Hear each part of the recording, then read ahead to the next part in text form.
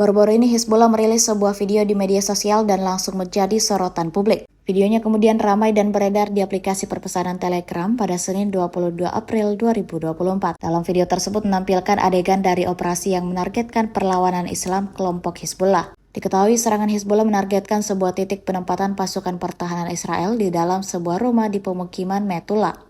Tepatnya di wilayah utara Palestina yang diduduki kelompok Hizbullah berhasil memporak-porandakan titik lawan. Tidak diketahui apakah ada korban jiwa yang tewas dan terluka imbas serangan brutal dari kelompok pejuang Palestina ini. Sejauh video ini beredar, belum ada tanggapan resmi yang diberikan pasukan pertahanan Israel terkait dengan insiden ini.